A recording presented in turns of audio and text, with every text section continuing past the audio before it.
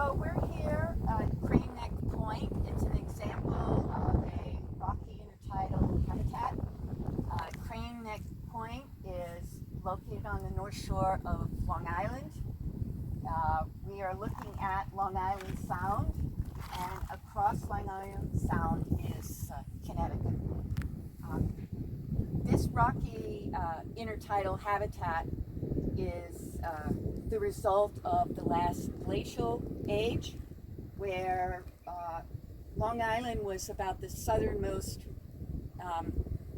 point of the glacier, and as the glacier moved down, it pushed rocks and pebbles and so forth with it, and then when it retreated, it left behind a lot of material, including a lot of these large boulders, which are referred to as glacial erratics. You don't see rocky intertidal habitats in most of Long Island, maybe out in Montauk. So this is a great place to study rocky intertidal ecology. One of the things that I want you to first note is the change in coloration from the shoreline as we move up towards the bluff of the land. You can see that a large part of this rocks are covered with a brown seaweed, and then as we move further upland, the rocks are covered by a green alga.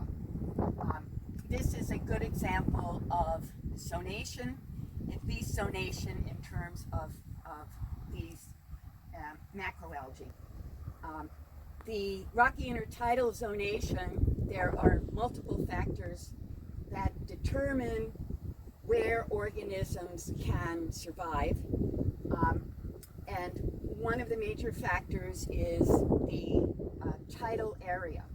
Okay? The lower the tidal area, the longer time organisms are bathed in seawater, and as you move up towards the land, the exposure to seawater becomes less and less. So we tend to think of physical factors as becoming more important, such as desiccation, exposure to high heat or cold, more important as you move away from the shoreline. So this is a form of zonation, and associated with the change in the macroalgae are also differences in the organisms that you might find.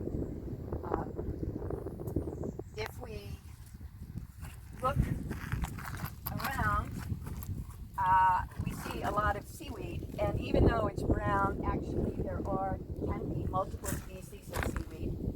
If we look down in between the rocks, turn over some rocks, we might find some organisms that live in the sediment, but the vast majority of the organisms are organisms that are living on hard surfaces, either attached like the barnacles, okay, like over there on that rock there, so they're attached, or they may be mobile organisms, such as some of the snails that we might find. When you're looking for organisms, okay, one of the things that you might discover is if you turn over the seaweed, okay, there might be a lot of different organisms in there. We often find a lot of the barnacles underneath there. I'm looking for a certain yellow snail, which I can't find. But a lot of the animals, they prefer to live under the seaweed because the seaweed acts as kind of a buffer from the elements when the tide is out. You can see the surface of the seaweed is all dry, but then if you turn it over, it's all moist. Okay? And those are important factors for survival for some of these organisms. One of the things when I'm talking about zonation, I'm sort of talking about this horizontal, but there's also a similar type of zonation. If you look out there at that big glacial erratic, you can see the color changes in that the lower part of the boulder is brownish, and as you move up towards the top, it becomes green. And if you were to go there and investigate what's there, it would look very similar. The things that you find would look very similar to what you find in these different zones. So I just got this rock from this area, and you can see that the rock has some reddish coloring, and you might think that that is from the rock material itself, when in actuality this is a red encrusting algae, and it's, if you look around, you'll find it on many of the rocks down here in the lower part, the tidal zone. So animals also use these structures for protection. I just turned this over, the tide is out, and look at all the snails that are living underneath the rock while the tide is out. So if you look in this area, there's obviously all this brown seaweed, but then you can also look and find seaweeds that are of different types. This is a red seaweed, obviously from its color. There are green seaweeds, and a lot of this is not attached. It's just what has been floating out, and then as the tide came in, it got trapped in these waters. But you can see a lot of different seaweeds. Even the brown seaweed, if we go out a little farther, there are a couple of different species of brown seaweeds.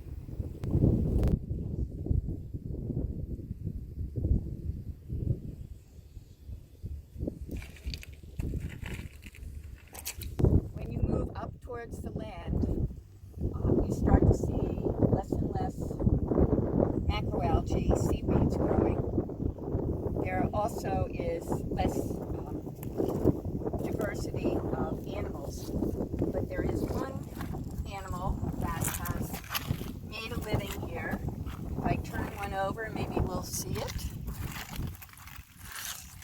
Up, it just scattered. Let's do it again.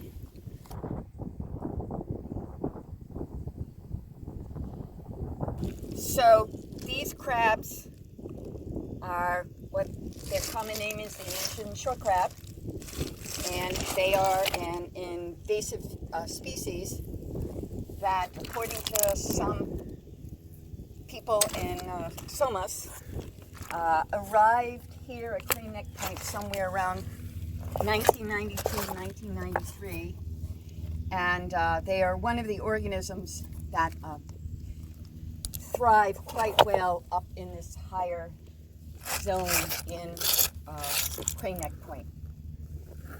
So one of the things that you'll notice as we go up towards the land is you'll see this brown layer, and that is